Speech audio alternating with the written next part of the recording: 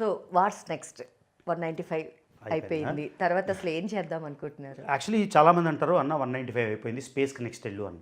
ఇక్కడ మేము ఒక చాలా ఇంపార్టెంట్ నెంబర్ చెప్తాను. స్పేస్కి ఇప్పటిదాకా వెళ్ళింది 700 మంది. ఓకే. మౌంట్ ఎవరెస్ట్ ఎక్కింది అదే పెద్ద గొప్పలా చెప్తారు 6600 మంది. అన్ని దేశాలు కంప్లీట్ చేసింది. నేను కంప్లీట్ చేసినప్పుడు నా నెంబర్ 284. ఓకే. అందరూ ఏమంటారంటే అన్న అన్ని దేశాలు తిరిగేసావు కదా ఇప్పుడు స్పేస్లోకి వెళ్ళాలి.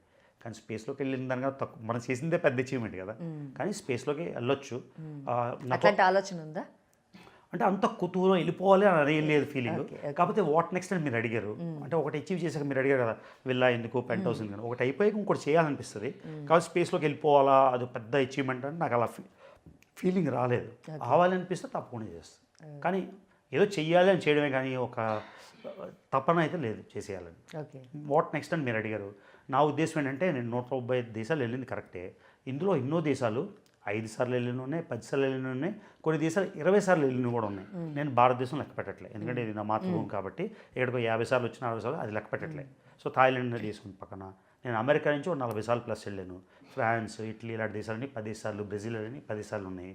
సో అలాగా ట్రావెల్ అనేది ఇప్పుడు హైదరాబాదే ఉందనుకోండి, మీరు హైదరాబాద్లో ఉంటున్నారు, అదే మన ఊరు విశాఖపట్నం, మీరు విశాఖపట్నంలో అన్ని వీధులు తిరిగేశారా? లేదు కదా. అన్ని పంచాయతీలు తిరిగేశారా? లేదు కదా. సో ట్రావెల్ అనేది మన దేశం వెళ్ళాము, ఓ దేశంలోని మ్యాక్సిమం 5 రోజులు ఉంటాం, పోనీ 3 నెలలు ఉన్నాం అనుకోండి. వైజాగ్లోని జీవితాంతం ఉన్న వైజాగే మనం చూడలేదు. సో ట్రావెల్ అనేది నెవర్ ఎండింగ్ అండి. ప్లస్ నాకు ట్రావెల్ జాబ్ కాదు, నేను డబ్బులు ఎర్న్ చేయడానికి ట్రావెల్ చేయట్లేదు. నాకు తెలిసిన చాలామంది డబ్బులు ఎర్న్ చేయడానికే ట్రావెల్ చేస్తారు. మీకెందుకండి, జమీందార్ ఫ్యామిలీ కదా. జమీందార్ ఫ్యామిలీ అంటే మా తాతలు జమీందారులు మాకు ఉండాలి కదండి. దాచారేమో ఇంట్లో లంకి బిందులు ఏమైనా దాచుంటే బాగుండేది కానీ మరి ఏమో మరి నాకైతే ఇవ్వలేదు. చూడండి వైజాగ్ ఒకసారి తవ్వి ఏమైనా దొరుకుతాయి. వైజాగ్ కదా మాది, నేను పుట్టింది ఒడిశా. దాది కూడా కాంట్రవర్సీ. ఎలా అంటే ఈడు తెలుగోడు కాదు ఒడియా. నా కూతురు అమెరికాలో పుట్టింది. ఆ అమ్మాయి తెలుగు అమ్మాయా లేకపోతే తెల్ల అమ్మాయా? తెలుగు అనేది భాష అంతే కదా. ఇప్పుడు ఆవిడ మన వైస్ ప్రెసిడెంట్, అమెరికాలో వైస్ ప్రెసిడెంట్ గారి భార్య, ఆవిడ అమెరికాలో పుట్టింది, ఆవిడ మాతృభాష ఏంటంటే తెలుగే. సో ఎంత గొర్రెలు అంటే నేను ఒడిశాలో పుట్టాను కరెక్టే, లేకపోతే మీరు బెంగళూరులో మన జూనియర్ ఎన్టీఆర్ గారు కర్ణాటకలో పుట్టారంట, ఆయన తెలుగు అయినా కన్నడ అయినా మీరే చెప్పండి. ఇప్పుడు రేపు సినిమా వస్తుంది గేమ్ చేంజర్, రామ్ చరణ్ గారు, ఆయన చెన్నైలో పుట్టారని అనుకుంటా. ఆయన చెన్నైలో పుడితే ఆయన తమిళ అయినా తెలుగు కూడా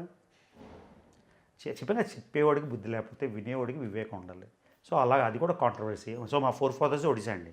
వాళ్ళు జమీందారులు. అంటే జమీందార్ అంటే అర్థం ఏంటంటే జమీ అంటే భూమి హోల్డర్.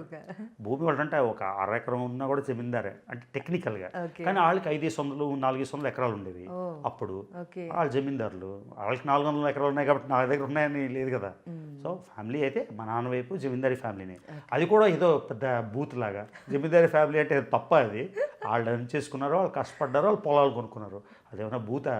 వాళ్ళకి సొసైటీతో వాళ్ళు పెంచుకున్నారు అంతే కదా. అలాగా.